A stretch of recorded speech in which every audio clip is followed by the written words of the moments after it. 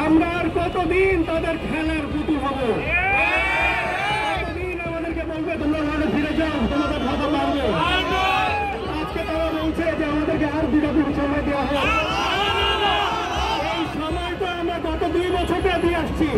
ভাতা বৃদ্ধি দাবিতে অনির্দিষ্টকালের জন্য কর্মবিরতির ঘোষণা দিয়েছে বঙ্গবন্ধু শেখ মুজিব মেডিকেল বিশ্ববিদ্যালয় সহ সব হাসপাতালের বেসরকারি ট্রেনি চিকিৎসকরা। রোববার সকাল থেকে অবস্থান কর্মসূচি পালনের পর দুপুর 2টার দিকে শাহবাগ মোড়ে রাস্তা বন্ধ করে অবস্থান নেন তারা।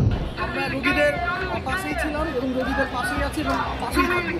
রোগীদের সাথে আমাদের কোনো ধরনের বিরোধ নেই কিংবা কর্তৃপক্ষ এবং সরকারের সাথে আমাদের কোনো ধরনের বিরোধ নেই।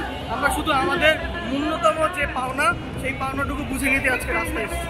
বিক্ষোভকারী চিকিৎসকরা বলেন, দ্রব্যমূল্য ঊর্ধ্বগতি বাজারে একজন ট্রেনি চিকিৎসককে 25,000 টাকা ভাতা দেয়া হয়। এই টাকায় পরিবারের খরচ বহন কোনোভাবেই সম্ভব নয়। এই ভাতা 50,000 টাকা করতে হবে। এই টাকা দিয়ে আসলে একটা ফ্যামিলি কীভাবে সাপোর্ট থেকে রাখবে? আপনার বাবা মার চাহিদা থাকে যে আমার ছেলেকে আমি ডাক্তার বানিয়ে দিচ্ছি, আমার কিছু টাকা দিবি, আমার বইয়ের কিছু দাবি থাকবে, আমার বাচ্চা খাবো, এত কিছু নিয়ে তো আসলে 30,000 টাকার তারা আরও বলেন, গত 3 বছর ধরে এই আন্দোলন চলছে। এতদিন আওয়ামী লীগ সরকার আমাদের দাবির বিষয়ে কর্ণপাত করেনি, উল্টো জামাত শিবির ট্যাগ দিয়ে আন্দোলনকে নস্যাৎ করার চেষ্টা করেছে। প্রশাসনকে দ্রুত দাবি মেনে নিয়ে প্রজ্ঞাপন জারি করতে হবে। তারা আমাদের সাথে বৈঠকে বসার এবং একটা সিদ্ধান্তে কীভাবে আসা যায় তার জন্য পদক্ষেপ নিচ্ছেন বলে আমরা জানতে পেরেছি।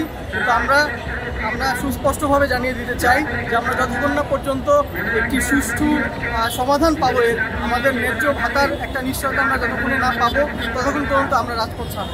ভাতা বৃদ্ধি সংক্রান্ত প্রজ্ঞাপন জারির সিদ্ধান্ত না নেওয়া হলে তারা ঘরে ফিরবেন না বলে ঘোষণা দেন তারা। এই সড়ক অবরোধকে ঘিরে ওই এলাকা ও আশেপাশের রাস্তায় তীব্র যানজটের সৃষ্টি হয়। এতে দুর্ভোগ পোহাতে হয় ওই পথে চলাচলকারী সাধারণ মানুষকে।